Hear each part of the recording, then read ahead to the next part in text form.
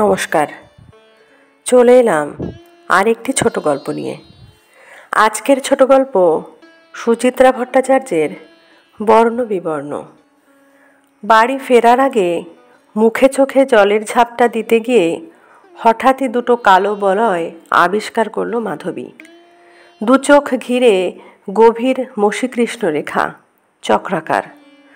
কৃষ্ণবর্ণ না গাঢ় নীল? মাধবী আয়নার আরও কাছে মুখটাকে নিয়ে গেল।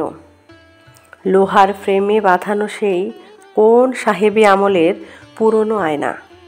এই কলেজে চাকরি পাওয়ার পর থেকে 24 বছর ধরে একই জায়গায় টয়লেটের এই বাঁ দিকের কোণায় আয়নাটাকে দেখে আসছে মাধবী।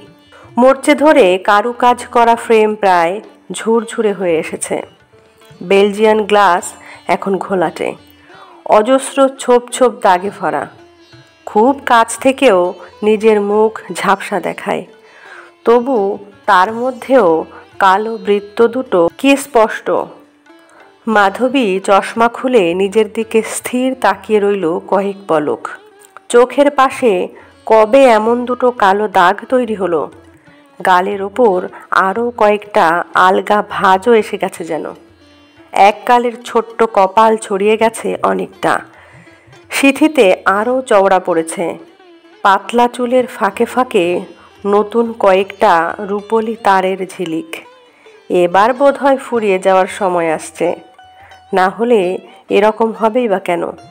পরপর দুটো ক্লাস নিয়েই মাথা ঝিমঝিম, চোখের কোণে চোরা জ্বালা জ্বালা ভাব। ক্লান্ত পায়ে বাথরুম থেকে বেরিয়ে মাধবী স্টাফ রুমে ফিরল। বিকেলের দিকে ছুটির মুখে ঘরটা এখন প্রায় ফাঁকা। বিশাল ঘরটার মাঝখানে লম্বা টেবিল ঘিরে এলোমেলো ছড়িয়ে কিছু শূন্য চেয়ার। পুরনো আমলের উঁচু সিলিং থেকে দীর্ঘ ডাটি ফ্যানগুলো ডানা মেলে নিথর।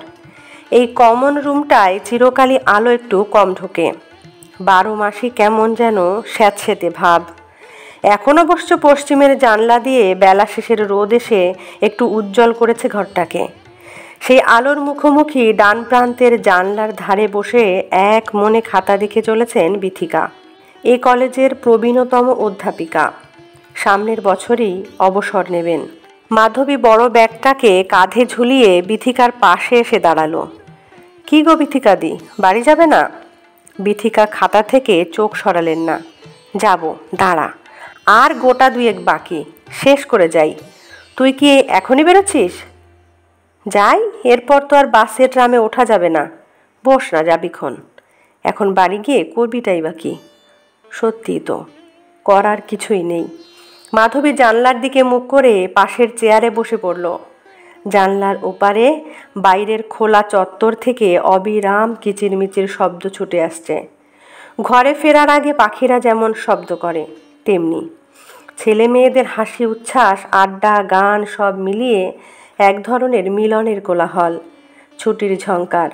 খুব কাছ থেকে হঠাৎই এক পুরুষ কণ্ঠ ডেকে উঠল, এই সুমনা, বাড়ি যাবি না? সুমনা উত্তর দিল, আমার সঙ্গে তোর কি, তুই তোর মতো জানা। মাধবী বিথিকার দিকে ফিরল। উফ, ছেলে মেয়েগুলো কিছু ক্যালোর ব্যালোর করতে পারেও বটে। তুমি যে কি করে এর মধ্যে বসে কাজকর্ম করো। কি করব বল, আজকাল আর বোঝা টেনে টেনে বাড়ি নিয়ে যেতে ভালো লাগে না। তুমি পারো, আমি তো বাবা কনসেন্ট্রেটই করতে পারবো না। অভ্যেস হয়ে গেছে রে, খুব কঠিন অভ্যেস। দূর, অভ্যেস একবার হয়ে গেলে সেটা আর কঠিন থাকে নাকি? বিথিকা চোখ থেকে চশমা নামালেন। চকিতে উদাস একটু। একটা অভ্যেস থেকে আর একটা অভ্যেসে পৌঁছানোটাই যা কঠিন, কষ্টকর। একবার নতুন অভ্যেস রপ্ত হয়ে গেলেই। মাধবী বুঝতে পারল বিথিকা কোন দিকে ইঙ্গিত করছেন। বছর দেড়েক হলো বিথিকার স্বামী মারা গেছেন, হঠাৎই মৃত্যু। রাত্রিবেলা খেতে বসে বলা নেই কওয়া নেই আচমকা মস্তিষ্কে রক্তক্ষরণ, সেরিব্রাল অ্যাটাক। নিমেষের মধ্যে সব শেষ। বিথিকার সিঁদুর পরা মুখখানা পলকের জন্য মাধবীর চোখের সামনে ভেসে উঠল।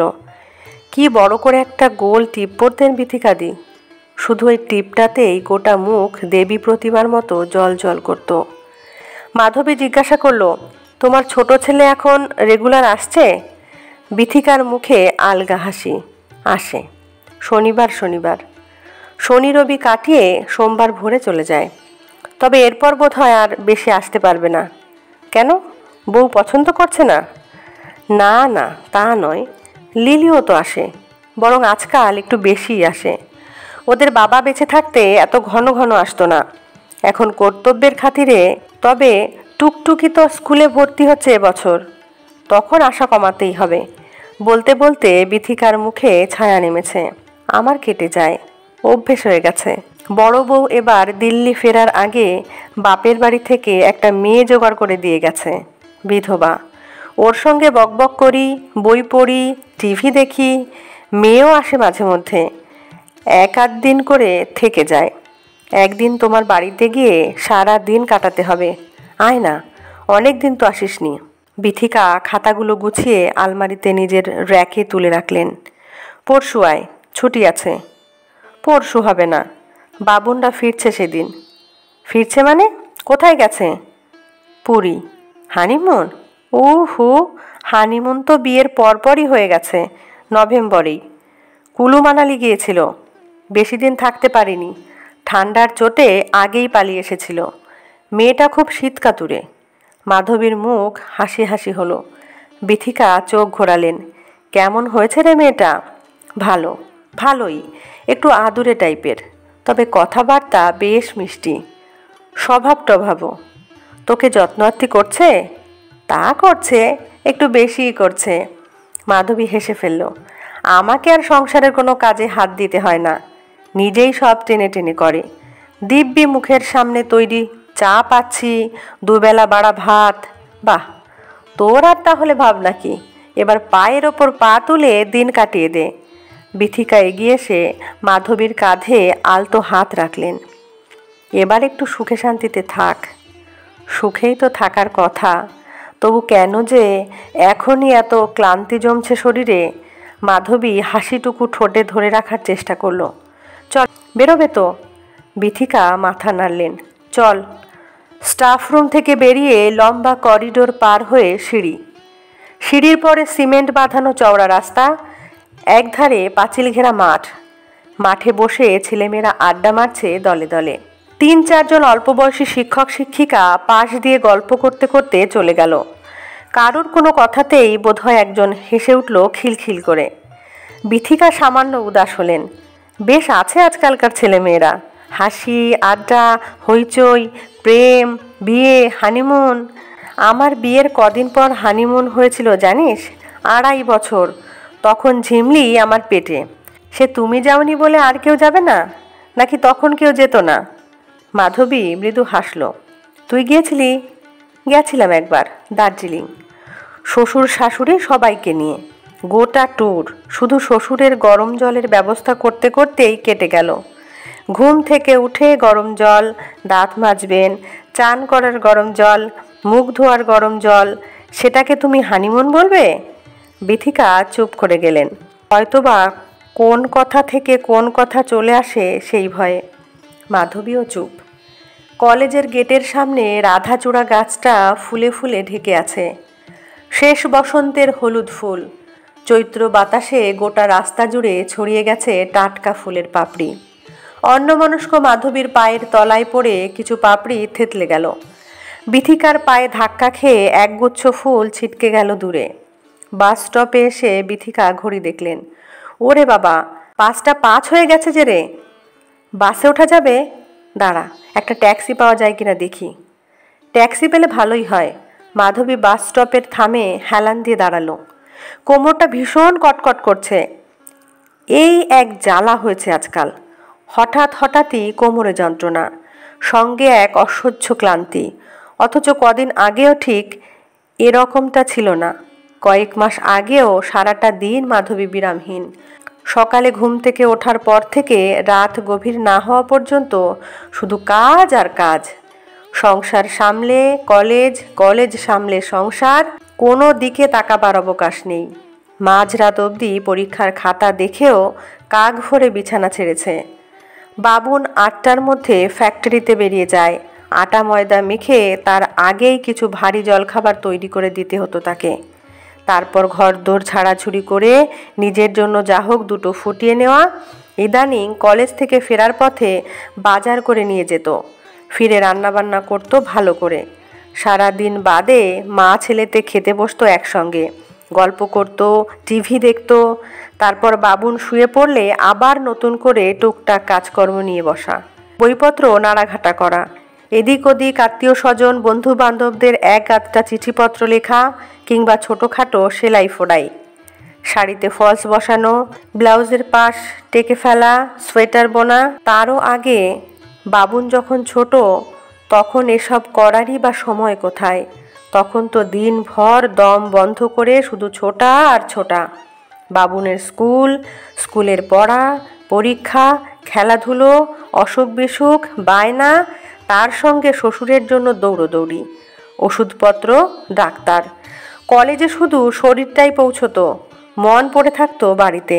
শাশুড়ি সব ঠিকঠাক সামলাতে পারছেন তো? অত বড় ধাক্কাটায় কেমন যেন জবুথবু মেরে গিয়েছিলেন ভদ্রমহিলা। 10 বার ডাকলে একবার সাড়া দিতেন। কী যে অবস্থা হয়ে গেছে তখন! সামনে ব্ল্যাকবোর্ড, পিছনে ছাত্ররা, মস্তিষ্কে টরে টক্কা বাজছে। বাবুন স্কুল থেকে ফিরে খাওয়া দাওয়া করেছে তো? জামা কাপড় ছেড়েছে? কলেজের করিডোরে হাঁটতে হাঁটতে বুক ঢিপ ঢিপ। খেলতে গিয়ে সেদিনের মতো মাথা ফাটিয়ে ঘরে ফিরল না তো? কটা অঙ্ক ভুল করলো পরীক্ষায়? বাবুনের জন্যই দিনের আলো ফোটা, বেলা বাড়া, সন্ধ্যা নামা, রাত ঘনানো। সেসব দিন কবেই তো শেষ। এখনই তো সুস্থিত হওয়ার সময়, আরাম, বিশ্রাম। তবু কেন? বিথিকা ডাকছেন, এই মাধু, ট্যাক্সি ধরেছি, আয়। মাধবী দেখে শুনে রাস্তা পার হলো। গাড়ি ঘোড়ার ভিড় বেশ বেড়ে গেছে রাস্তায়। ঘেরা কম্পাউন্ডের মধ্যে 4 তলা বাড়ি, 8টা ফ্ল্যাট। শ্বশুর শাশুড়ি বেঁচে থাকতেই কেনা।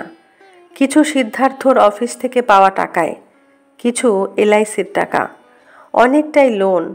লোন শোধ করতে কয়েক বছর মাধবীকে খুব কষ্ট করতে হয়েছে, বিশেষত বাবুনের ইঞ্জিনিয়ারিং পড়ার সময়টায়।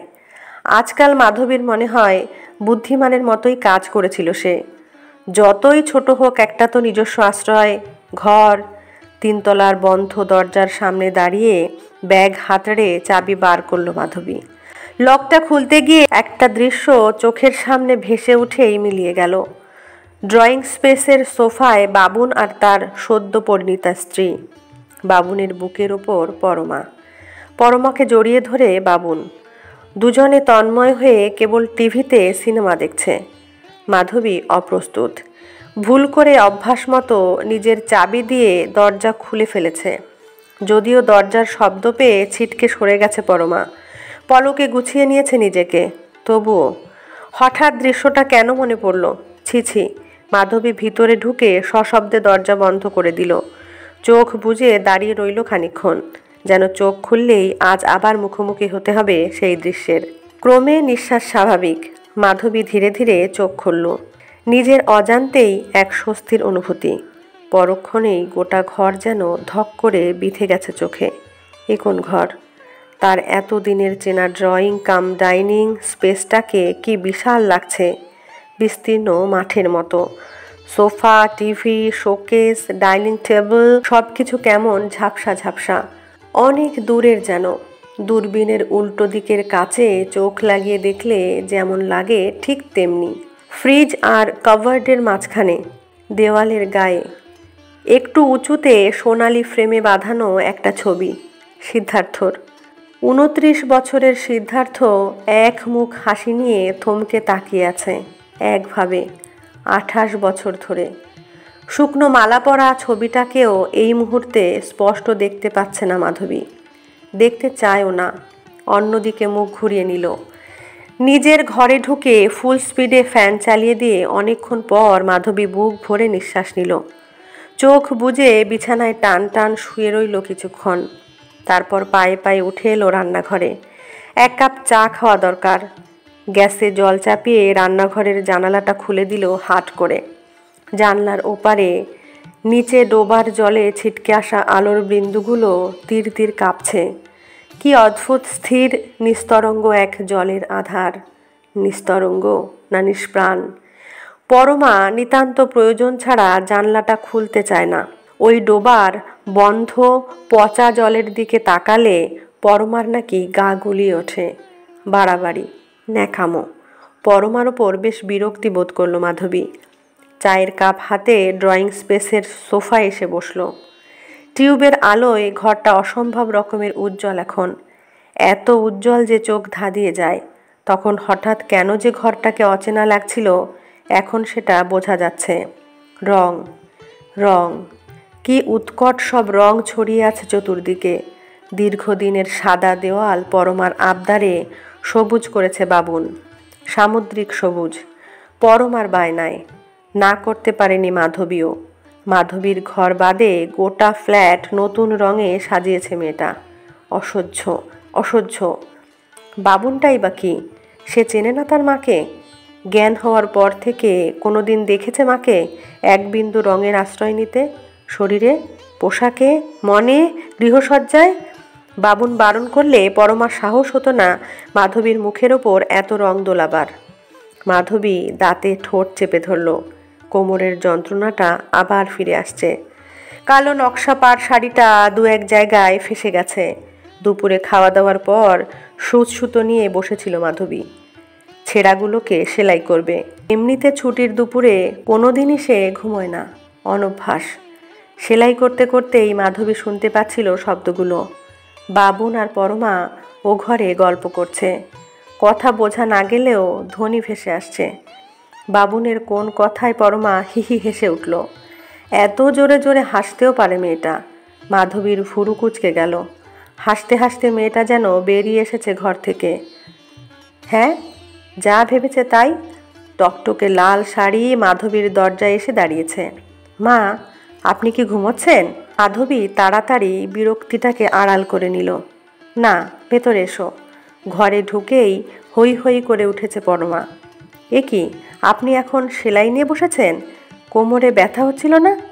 কাজের মেয়েটা কদিন ধরে একটা শাড়ি চাইছে, তাই ওর জন্য আমি সেদিন ওকে একটা নতুন শাড়ি দিলুম যে। গরিব মানুষ, আর একটা পেলে খুশি হবে। আপনার সেলাই করে দেওয়ার কি দরকার?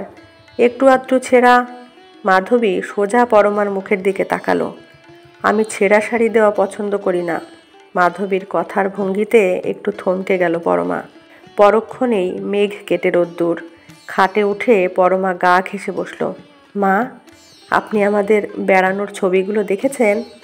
নিজের রূঢ়তায় নিজেই সামান্য অপ্রস্তুত হয়েছিল মাধবী। হেসে ফেলে সহজ করতে চাইল নিজেকে। কই আর দেখালে তোমরা? আমি এক্ষুনি আনছি। পরমা এক দৌড়ে নিজের ঘর থেকে ছবির খাম নিয়ে এসেছে। একরাশ রঙিন ছবি মেলে ধরল খাটের ওপর। মাধবী একটা একটা করে ছবি তুলে দেখছিল। বেশিরভাগ ছবিতেই পরমা একা, কখনো সালোয়ার কামিজে, কখনো শাড়িতে, কখনো প্যান্ট শার্টে। পিছনে সমুদ্র নিয়ে পরমা, বালিয়াড়ির ধারে পরমা, ঝাউবনে পরমা, কোনারকে মূর্তির পাশে পরমা, সূর্যাস্তে পরমা, সূর্যোদয়ে পরমা। বাবুনেরও ছবি রয়েছে একটা দুটো। দুজনের একসঙ্গে ছবি মাত্র একটা। সমুদ্রে স্নান করছে দুজনে। ছবিগুলো উল্টাতে উল্টাতে আচমকা একটা ছবিতে চোখ আটকে গেল মাধবীর। বিশাল সমুদ্র শুনশান, একটি জনপ্রাণীও নেই। সমুদ্র তট সম্পূর্ণ নির্জন। জলের ঢেউ ঢেউ কিছু ভালো বোঝা যায় না। শুধু বহুদূরে জলে একটা কালো বিন্দুর মতো কি দেখা যাচ্ছে। মাধবী খুব ভালো করে খুঁটিয়ে দেখল। ফুটকি নয়, নৌকো। দেখুন আপনার ছেলের কাণ্ড, কিভাবে ছবির রিল নষ্ট করেছে। ভীষণ চড়া রোদ্দুরে শুধু শুধু শাটার মেরে মাধবী আরও খুঁটিয়ে দেখার চেষ্টা করলো ছবিটাকে। সমুদ্রের রং প্রায় বর্ণহীন, সাদাটে মতন। প্রখর আলোয় তুলেছে বলেই বোধহয় প্রায় জ্বলে গেছে ছবিটা। শুধু কালো বিন্দুটা ভীষণ স্পষ্ট। কেন, মন্দ কি?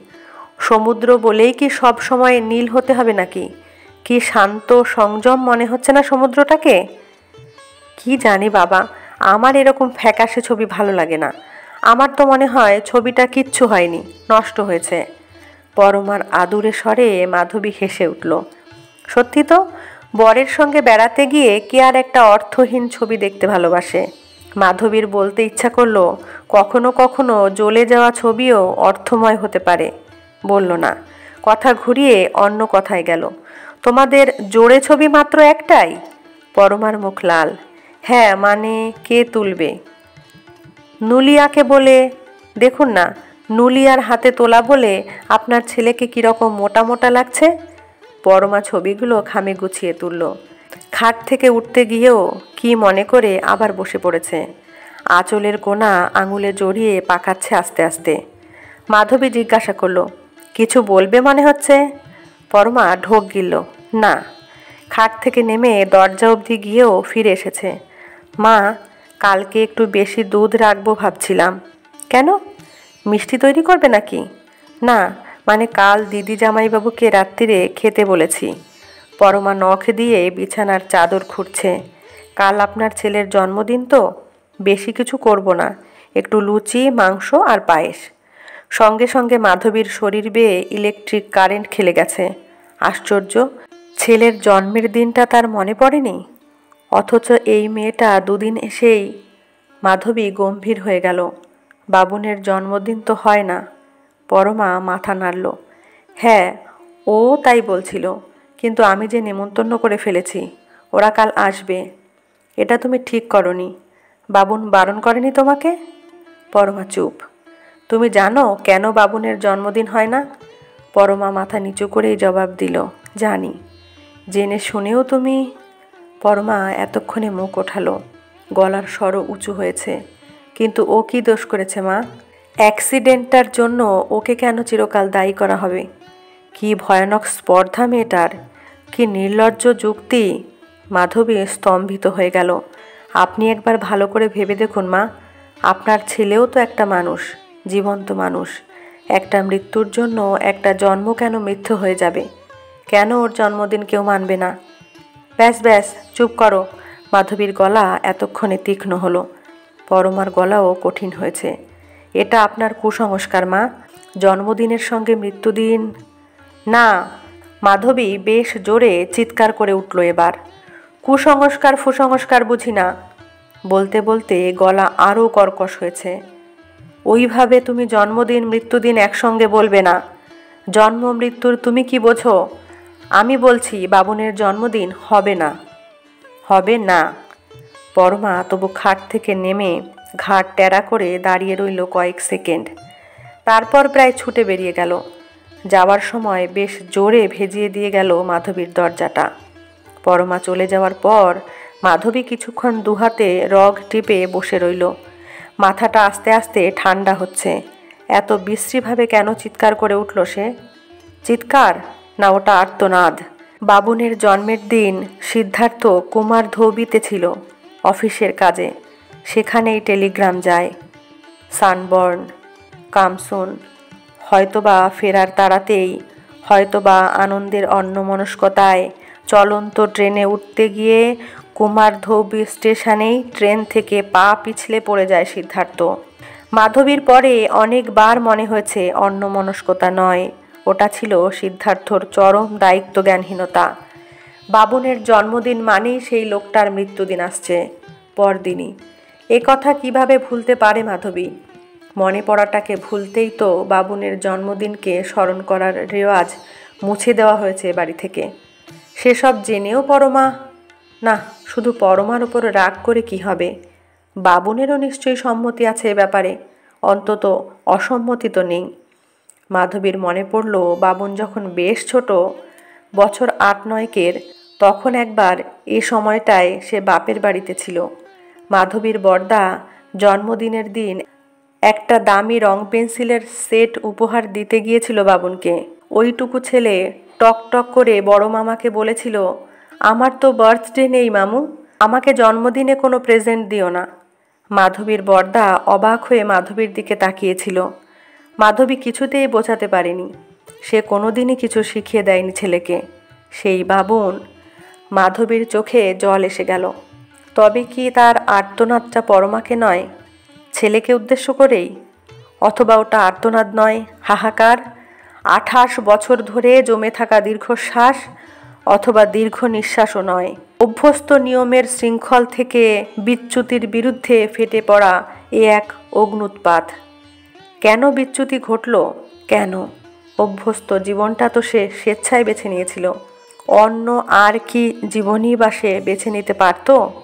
22 বছরের সুন্দরী সন্তানবতী বিধবা হিসাবে আবার মনে রং লাগিয়ে বিয়ের পিঁড়িতে বসবে, নাকি বাপের বাড়িতে ফিরে গিয়ে কুমারী জননীর মতো বাবা মা ভাই বোনের সংসারে মৃত্যু পর্যন্ত টিকে থাকার লড়াই চালিয়ে যাবে? আর সিদ্ধার্থর বাবা মা ছেলের মৃত্যুর দমকা কালবৈশাখী বয়ে যাওয়ার পর তাদের দিকে তাকিয়ে কি দেখতে পেয়েছিল মাধবী?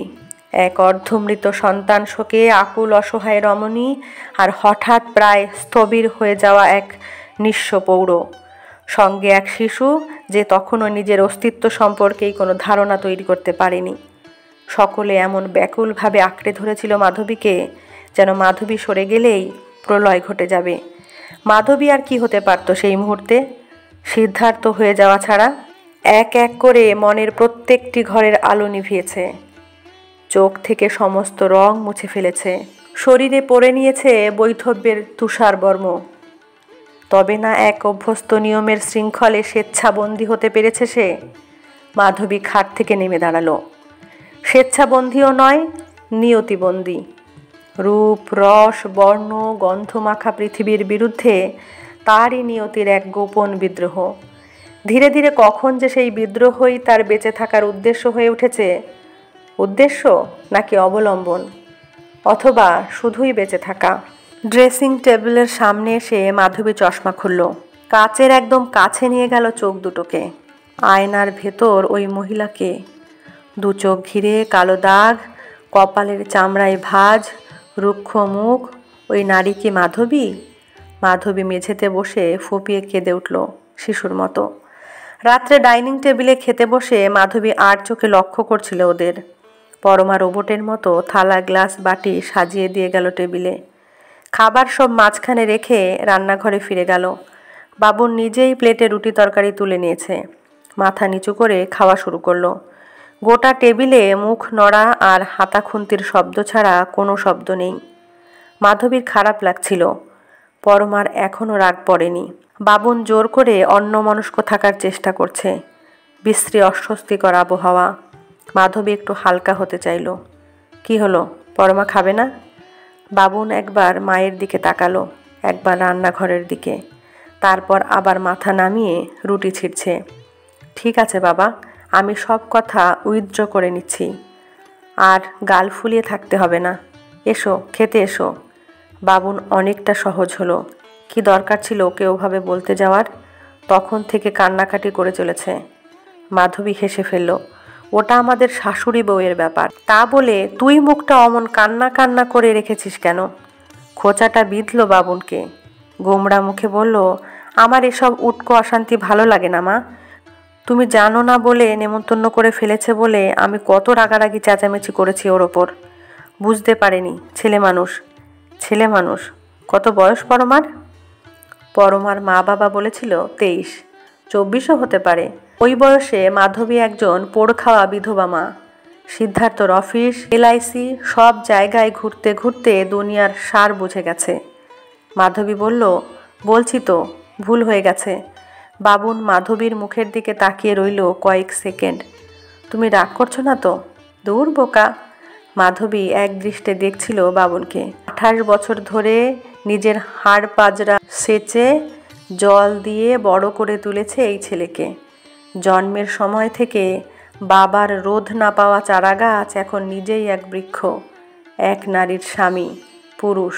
ভাবতেই কেমন যেন শিহরণ খেলে গেল শরীরে। পরমা পাশে এসে নতমুখে দাঁড়িয়েছে। সরি মা, আর কখনো ভুল হবে না। শুধু এইবারটা। এইবার কেন? তোমার যদি ইচ্ছে হয় প্রতিবারই করো। মাধবী পরমার পিঠে হাত রাখল। সঙ্গে সঙ্গে পরমার চোখ আনন্দে তীর নাচছে। বাবুনের দিকে তাকিয়ে ফিক করে হাসল। মাধবী দ্রুত চোখ সরিয়ে নিল। খাওয়া দাওয়ার পর একটু টিভির সামনে গিয়ে বসলো মাধবী। কি একটা ডকুমেন্টারি দেখাচ্ছে। মরুভূমির ওপর দিয়ে সার সার মেয়ে কলসি মাথায় হেঁটেই চলেছে জলের সন্ধানে। বাতাসে বালি উঠছে, সূর্য প্রখর। বাবুনও সোফায় এসে আধ শোয়া হয়ে বসেছিল, বেশ খুশি খুশি মুখ। সেখান থেকে চিৎকার করে ডেকে উঠল, রুমু রুমু, আজকের কাগজটা দিয়ে যাও না প্লিজ। রুমু ডাকটা খট করে লাগলো কানে। এমন আদরের ডাক আগে কখনো কানে আসেনি। নিজের অজ্ঞাতেই মাধবী বলে ফেলতে যাচ্ছিল, কি হচ্ছে কি বাবন, এ আবার কি ধরনের ডাক? পরমা বলতে পারিস না? ওর ডাক নামও তো আছে একটা, টুকু। গলা দিয়ে স্বরই ফুটল না কোনো। সোফা ছেড়ে পায়ে পায়ে নিজের ঘরে ঢুকে গেল। সেই রাত্রে কিছুতেই ঘুম আসছিল না মাধবীর। কে জানে কেন কান দুটো হঠাৎ বড় বেশি সজাগ হয়ে উঠেছে। ও ঘরের ফিসফাস কথা, ছোটোখাটো হাসি, হালকা খুনসুটি সব যেন দরজা ভেদ করে উচ্চ গ্রামে কানের কাছে বাজছে। শুয়ে শুয়েই শুনতে পাচ্ছিল নানা রকম রহস্যময় শব্দ। মাধবী বুঝতে পারছিল না শব্দগুলো কি সত্যি, না সে মনে মনে তৈরি করে নিচ্ছে শব্দগুলোকে। না হলে এতদিন এই সব শব্দ শুনতে পায়নি কেন? তবে কি ওই শব্দগুলো ঘাপটি মেরে লুকিয়েছিল তারই মস্তিষ্কের কোনো কোষে? বহুকাল পর মাধবী আজ সিদ্ধার্থকে মনে করার চেষ্টা করলো। কিচ্ছু মনে পড়ছে না, কিচ্ছু না। প্রথম প্রথম প্রত্যেক রাতে লোকটা এসে হাজির হতো পাশে। সারা রাত ধরে আঁচড়ে কামড়ে তাকে অস্থির করে দিত। ক্রমে ক্রমে মাধবী তাকে তর্জনী তুলে শাসন করেছে। লোকটা সরে গেছে। সারা রাত অপেক্ষা করেছে দরজার বাইরে। মাধবী নিজেকে বেঁধে ফেলেছে বরফের বর্মে। লোকটার ওপর অভিমানে মাথায় চড়িয়েছে উপেক্ষার শিরস্ত্রাণ। দিনগুলোকে ভাগ করে নিয়েছে অজস্র কাজের রুটিনে। সেই রুটিনই ক্রমশ দখল করেছে তার রাত্রিগুলোকে। মাধবী জানতেও পারেনি লোকটার অস্তিত্ব মুছতে মুছতে একেবারে নিশ্চিহ্ন কখন। মাধবী আবার প্রাণপণে সিদ্ধার্থর কথা ভাবার চেষ্টা করলো। কেমন ছিল মুখ, হাত, পা, বুক, পিঠ সহ গোটা মানুষটা। কোনো কিছুই মনে নেই। হালকা কুয়াশার আড়ালে অস্পষ্ট কায়ার মতো লোকটা স্থির হয়ে আছে। মনকে একটা কেন্দ্রবিন্দুতে জড়ো করার চেষ্টা করলো এবার।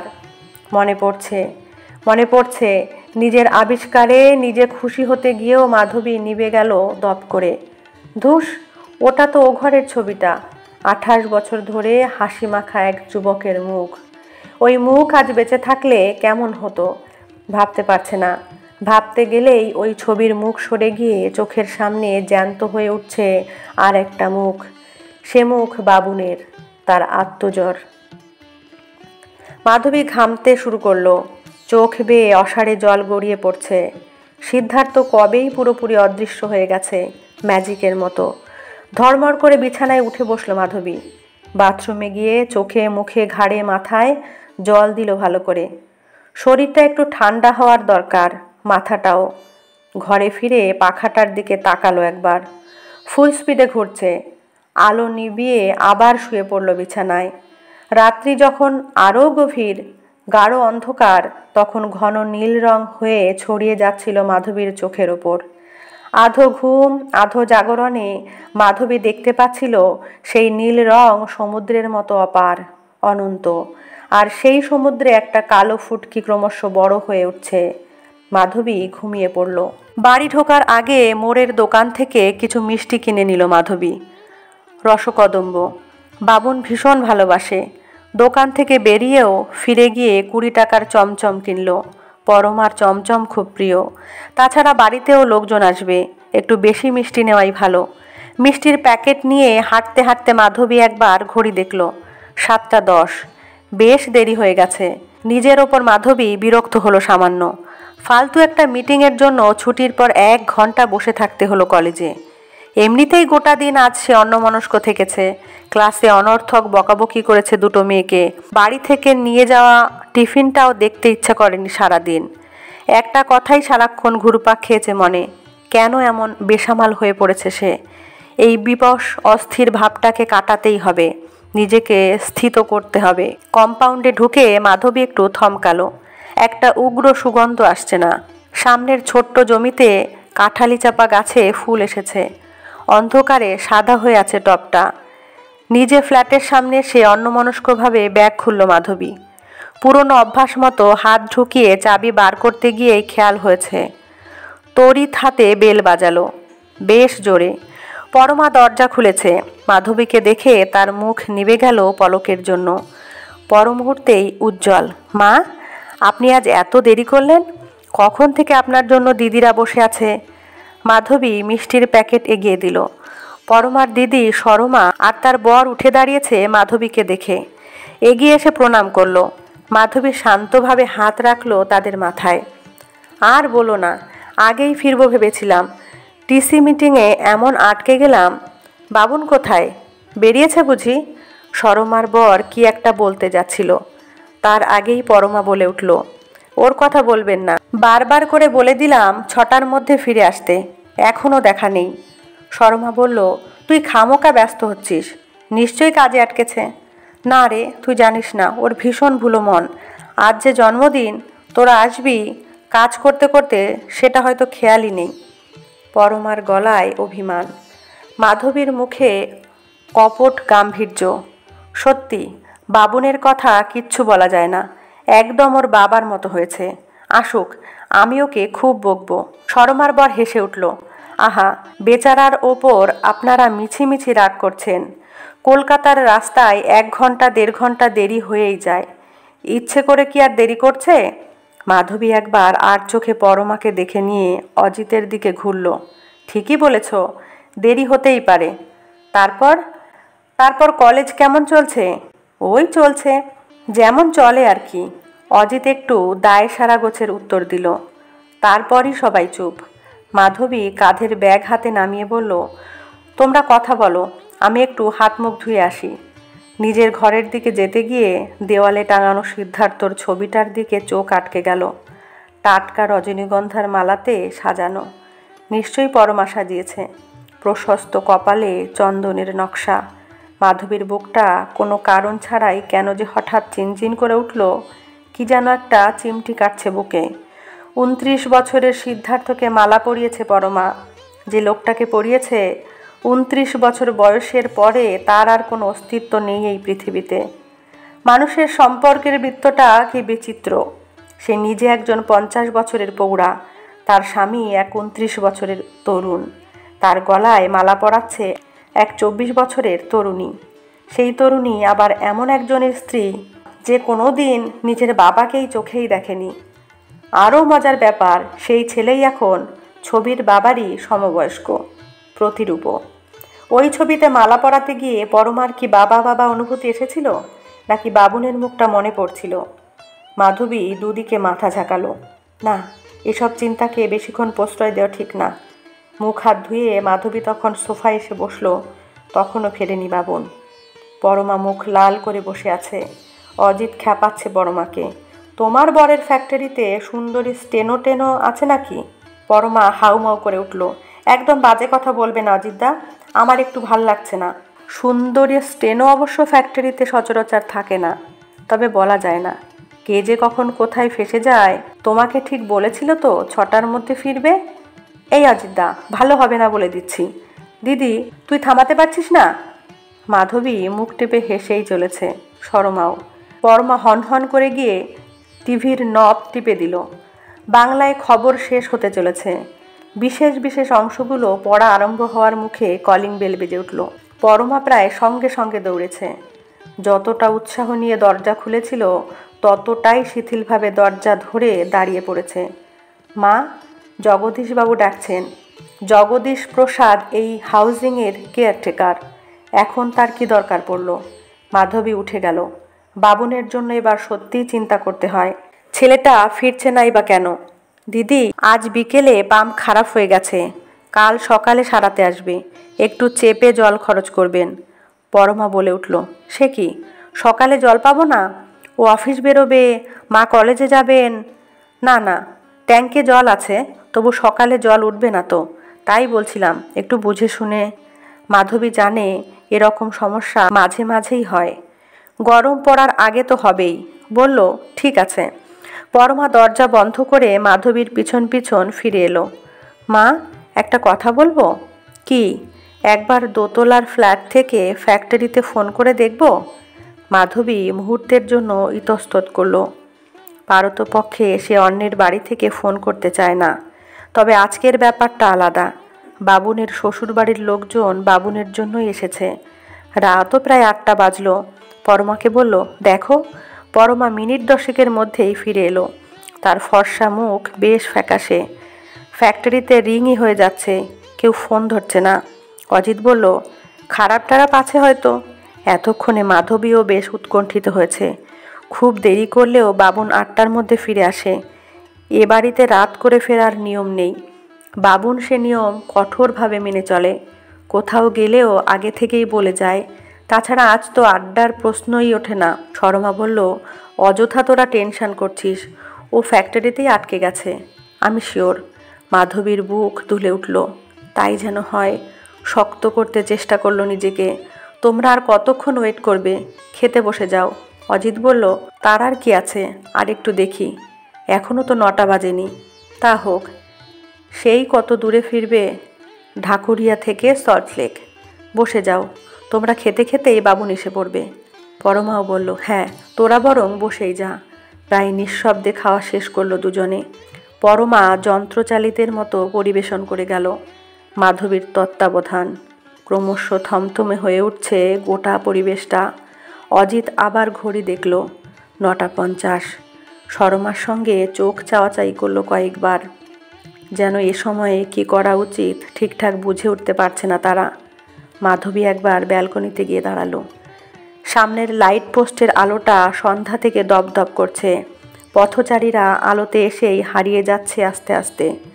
রাত আসছে বোঝা যায়। ফিরে এসে অজিতদের বলল, তোমরা আর কতক্ষণ অপেক্ষা করবে? এরপর তো বাসও পাবে না। আর একটু দেখি, নয় ট্যাক্সি করেই। পরমার মুখ একেবারে শুকিয়ে গেছে। শর্মার গা ঘেঁষে দাঁড়িয়েছে, যেন নীরবে বলতে চাইছে, তোরা যাস না প্লিজ। মাধবীরও বলতে ইচ্ছা করলো, থাকো, বাবুন না ফেরা পর্যন্ত থাকো। আমার ভয় করছে। কিছুই বলতে পারল না। গত 28 বছর ধরে যে মাধবী তিল তিল করে গড়ে তুলেছে, সে তার চাওয়ার কথা মুখ ফুটে কিছুতেই বলতে পারছে না। সে যা চাইবে সেই চাওয়াকে টিপে মারাই তো এত দিনকার অভ্যাসী কথা বলল, না না, ওর পর এখান থেকে সল্টলেকে ট্যাক্সি যাবে না। তোমরাও রওনা হয়ে যাও। আরও একটু থেকে ওরা চলে গেল। রাত 11:45। পরমা আর মাধবী দুজনেই এসে দাঁড়ালো ব্যালকনিতে। দুপ্রান্তে দুজন। পাশের ফ্ল্যাটের জানলা দিয়ে এক চিলটে আলো এসে পড়েছে মাধবীর ব্যালকনিতে। সেই আলোতে পরমাকে দেখতে পাচ্ছিল মাধবী। চকচকে নীল পিওর সিল্কের শাড়িতে, নীল ব্লাউজে, দোকানের মুক্ত বসানো ঝুমকোয় মেয়েটা আজ সন্ধ্যা থেকে ঝলমল করছে। সেই রঙিন পরমা মাধবীর দিকে ফিরে তাকালো। মা, কি হবে? আলোটা এখন পরমার মুখে। নিরক্ত মুখ কাচের মতো বর্ণহীন। পরমার লাল সিথির দিকে মাধবীর হঠাৎই চোখ চলে গেল। সঙ্গে সঙ্গে পায়ের নিচে ভূমিকম্পের অনুভূতিও। লাল নয়, সাদা সাদা।